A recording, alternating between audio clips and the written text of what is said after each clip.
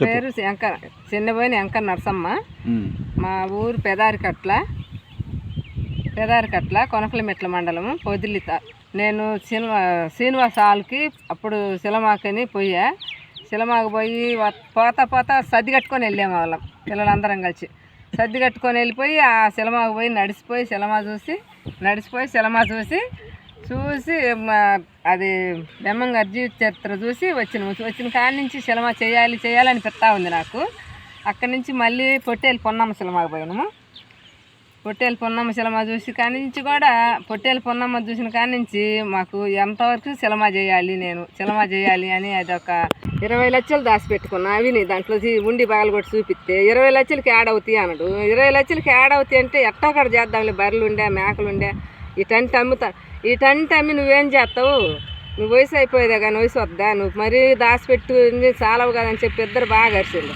ఏమైనా కానీ నేను చేయాలి, నేను జనంలోకి పోవాలని గట్టిగా పట్టుబెట్టినాక చేద్దాం. ఏం తప్పు నువ్వు చెప్పిందే మేము వినాలి, నేను చెప్పింది నువ్వు వినవని చెప్పి గట్టిగా పట్టిండు. ఇద్దరం చేసినాక ఆ 20 లక్షలు అయిపోయినాక మళ్ళీ మేకలు అమ్మినాక మళ్ళీ అవి అయిపోయినాక మళ్ళీ బర్రెలు అమ్ముకోవాల్సి వచ్చింది. బర్రెలు కూడా అమ్మి నువ్వేం చేస్తావు, ఏదో ఒకటి చేస్తాలని చెప్పి అంటే అతను మళ్ళీ పొలం అమ్మిండు. 4.5 ఎకరా అమ్మిండు పొలం. 4.5 ఎకరా పొలం అమ్మి మళ్ళీ సినిమాకే పెట్టిండు. ఇంకేం లేవు, అన్నీ అయిపోయినాక ఇల్లు ఇంకేమైనా తగు పెట్టుకుంటామన్నారు. నువ్వేమైనా తగు పెట్టుకో, నువ్వేమైనా చెయ్యి, నేనైతే మాత్రం సినిమా చేయాలన్నా కదా, నువ్వు అదే నేను వాటలు పెట్టుకుంటానని చెరుకులు అమ్ముకుంటా ఇక్కడ వాటలు పెట్టుకున్నాను. వాటలు పెట్టినాక 20 రోజులు అసలు ఎవరు రాలా. 20 రోజులు ఎవరు రాకపోతే ఈయన కూడా నేను రాను, నువ్వే చేసుకోలేకపోతే ఊరుకోమని చెప్పి అరిసి రాలే హోటల్ దగ్గరికి. నేనే చేసుకుంటానని అక్కడ చెరుకులు అమ్ముకుంటా. చెరుకులు అయిపోయిన అమ్మితే వాటలు పెట్టుకున్నాను. నువ్వు ఒక్కదాని అడవిలో ఏం చేస్తావు అని చెప్పి నేను వచ్చాను. నువ్వు ఈ చెరుకుల కాడుండు, నేను వాటలు పెట్టుకుంటాను అని చెప్పాను. సరే అని చెప్పి వాటలు పెట్టుకుంటే ఎవరు రాకపోతే అప్పుడు కూడా అరిసిండు. నువ్వు ఎవరు రాకపోతే ఏం చేస్తావు, వాటలు వండిందంతా పారేసుకుంటా అని చెప్పి అరిసిండు.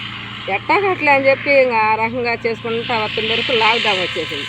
లాక్డౌన్ వచ్చే వరకు ఇంకా జనం కొంచెం రాజాగిండు.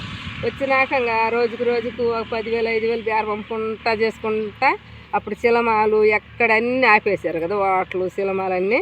అప్పుడు బాగా 4 లక్షల దాకా సంపాదించుకున్నాం ఆ 2-3 నెలల్లో. సంపాదించుకున్నాక ఆ డబ్బులు రవి మళ్ళీ డబ్బులు దాచిపెట్టుకున్నాను, మళ్ళీ చేయాలని చెప్పి ఇంకా మళ్ళీ మొదలుపెట్టి మళ్ళీ సినిమా చేసాం. ఇప్పుడు వాటలు డబ్బులు పెట్టుకుంటా, వాళ్ళ డబ్బులు మేము పని చేసుకుని కష్టం చేస్తాం, రైతు పని చేస్తాం బాగా ఎత్తుగా. మేము పొలం పని అన్ని పైర్లు వేస్తాం, పొలం అంతా వేసుకొని అన్నీ చేసుకుంటా. ఆ పొలం పని డబ్బులు ఇవన్నీ కలిసి సినిమా పెట్టుకున్నాం. అంతసేపున సినిమా చేయాలి నాకనే అదొక విధి అయిపోయింది, చేద్దామని. ఆ నుంచి పెళ్ళి అయినాక అప్పుడు 14 సంవత్సరాలు మాకు పెళ్ళి తల్లికి ఆ సినిమాలు చూసింది. అక్కడి నుంచి పెళ్ళి అయినాక మళ్ళీ వచ్చినాక పుట్టింటికి రాసి వెళ్ళని సినిమా చూసాం. పుట్టింటికి రాసి సినిమా చూసిన కానించి ఇంకా సినిమా చేయాలని ఇక్కడికి వచ్చిన కానించి ఉండికి డబ్బులు వేసుకున్నా. నేను రోజు పనికి పోయేది కొన్ని వాళ్ళకి ఇచ్చి కొన్ని వేసుకున్నా. అప్పుడు ఒక 30 బర్రెలు పెట్టుకున్నాను. 30 బర్రెలు పెట్టుకొని ఆ 30 బర్రెల డబ్బులు కొన్ని వాళ్ళకి ఇచ్చేది, కొన్ని దాచి పెట్టుకుంటా వచ్చా. అయిపోయినాక మేకలు ఉన్నాయి, ఒక 80 మేకలు ఉన్నాయి. 80 మేకలు కూడా అమ్మేసి ఆ సినిమా పెట్టుకోవాలంటే నువ్వేడ సినిమా చేసేదని చెప్పి వీళ్ళిద్దరు అబ్బా కూడా అరిసి తగులాడుకొని, నువ్వు సినిమా అంటే మేము సంపాదించినవి కూడా చాలవు, నువ్వు సినిమా ఎంత పెట్టుంటావు, ఎంత దాచిపెట్టినావు అని చెప్పి బాగా అరిసారు. అరిస్తే నేను దాచిపెట్టాలే సినిమా, నేను చూపించుకుంటానని చెప్పి గట్టిగా అడిగితే కానే కాదని ఇద్దరు తగు పెట్టుకొని మా అబ్బాయి వెళ్ళిపోతే 500 డబ్బులు ఇచ్చి బతిమలాడి బజారుకి వచ్చి పాలుపోసి వస్తా 500 ఇస్తే నాకొద్దమ్మా అసలు నేను తీసుకోను అని చెప్పి వెళ్ళిపోతే కాదయ్యా నువ్వు తీసుకోవాలని చెప్పి బతిమలాడి 500 చేతుల్లో పెట్టి వచ్చాను. వెళ్ళిపోయాడు. 2 సంవత్సరాలు అస్సలకి ఇంకా పలకలే అక్కడే ఉండేసిండు. అప్పుడు వాళ్ళ నానేమండు, ఇంక అబ్బాయి పోయి అక్కడే రాపోయంటే నాకేమో రోజు ఏడుపోతా ఉంటుంది, రాపోయి నేను చదివేసి రాకి పెద్దవాళ్ళని చేసి నాకు వెళ్ళిపోయిండు కదా అని చెప్పి ఏడుచుకుంటా ఉంటా. ఇంకా తర్వాత ఒక 1-2 సంవత్సరాలు దాటినాక ఫోన్ చేసి వాళ్ళ నాన్నతోటి నాన్న నేను ఇట్లా వాళ్ళని దిక్కున్నాను అని చెప్పిండు. ఇంకా నాకు సల్లంగా తెచ్చిస్తే నేను మాట్లాడినా, రవి రాయ్యా ఏం చేయలే రాయి అంటే నువ్వు సినిమా చేయాలన్నావు అందుకని నేను రాను అన్నాను. చేయలేయా రాయి అంటే కానీ వచ్చినాక రవి నేను చేయాలి, నేను రవిబాబుని అడిగిన సినిమా చేయాలని, నేను చేయించుకోవాలి, నువ్వేమైనా చేసావంటే ఎందుకు మా అంగా నీకు ఆ పట్టుదల అంటాడు. చేసిన డబ్బులు కొన్ని దాచిపెట్టుకొని కొన్ని ఉంచుకొని కొన్ని పెట్టుకోమా, నువ్వన్నీ ఇట్లా చేస్తావు ఇంకా ఎలకాల నువ్వు పని చేయలేవు కదా, నువ్వు ఎక్కడ చేస్తావు పని అని చెప్పి మా వాడు మళ్ళీ అరిచిండు. అయినా చేయాలి రవి, నేను జనంలోకి వెళ్ళిపోవాలి, నాకు జనంలోకంటే ఇష్టంగా ఉంది, నేను పోవాలి, నువ్వేమైనా నువ్వు అని చెప్పి గట్టిగా ఇంకా మా అమ్మ మొండి పట్టు, మా అమ్మ వదిలిపెట్టదు అని ఇంకా మా వాడు కూడా చిన్నగా లైన్లోకి వచ్చాడు. వాళ్ళ నాన్న అయితే అసలు నీ సినిమా ఎందుకని చెప్పుతో కొడతానని చెప్పి చాలాసార్లు అరిచిండు. నువ్వేమైనా నేను సినిమా చేయాల్సిందే, నేను చేపించుకోవాల్సిందే, రవిబాబు చేస్తానండు అని చెప్పి ఈయన గట్టిగా పెట్టిన. ఇంకా నీ మండు పట్టు మేమేం చేయలేము అని చెప్పి ఇంకిద్దరు ఒప్పుకొని చేపించు. నువ్వు ఇప్పుడు ఇంకా కష్టం చేయాలంటావు, నువ్వు సొమ్ము చేపించుకొని నువ్వు దాచిపెట్టుకొని ఇప్పటి నుంచే సుఖంగా బతుకు, ఇంకా బతికినంతకాలం కష్టం చేయాలని నువ్వు బాగా ఇది అవుతావు అని చెప్పి బాగా అరిచిండు ఇద్దరు అబ్బాయి కొడుకు. మీరు ఎన్ని అరిచినా నాకు సొమ్ము వద్దు, గుడ్డలు వద్దు, నాకేమొద్దు, నేను సొమ్ము చేయాలి, జనం లేకపోవాలి అని చెప్పి బాగా పట్టుబట్టి సినిమా చేయించిన. మా తంగిని గురించి సినిమా చేయించాను, నేను స్టోరీ చెప్పేసా కొంత, ఆ సినిమాని బట్టి చేశారు. నీకు ఎందుకమ్మా అంత పట్టుదల అంటే, నాకు పట్టుదల, నాకు సినిమా చేయాలి. మా మాతంగులు వస్తే మాకు చాలా ఇబ్బందులు పెడతారు మాతంగిని.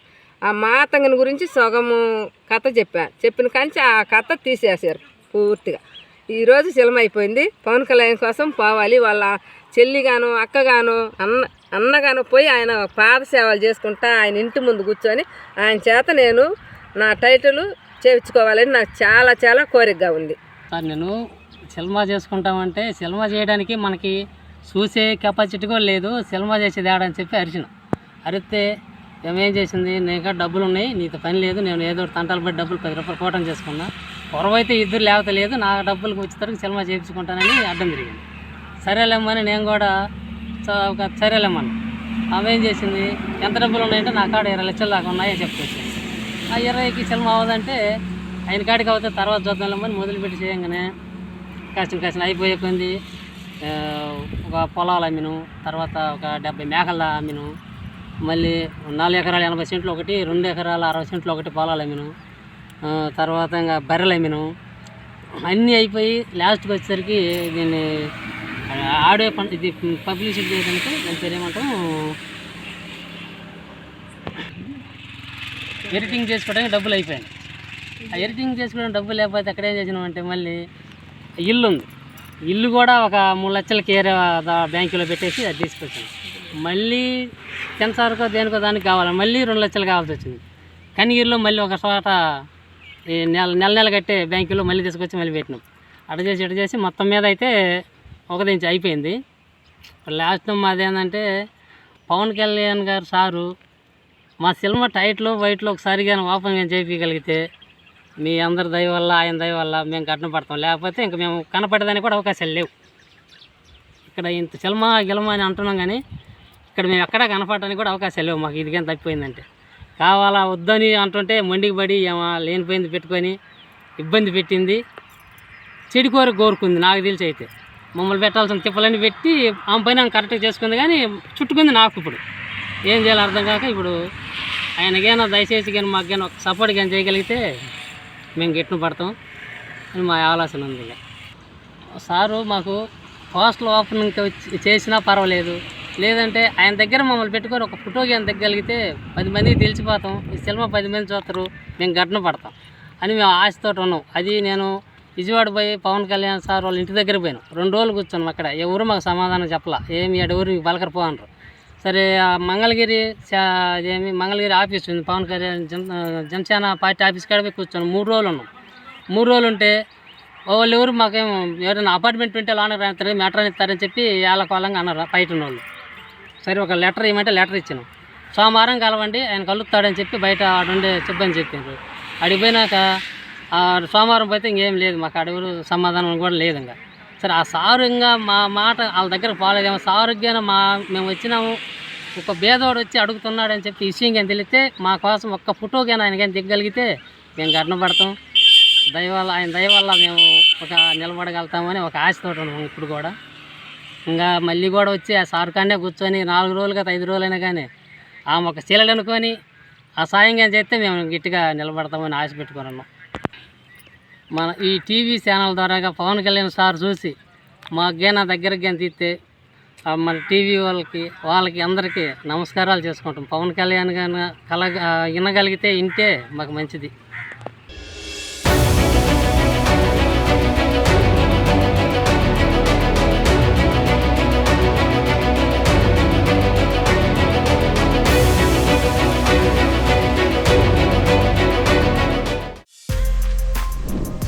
For more videos like this, subscribe Big TV channel.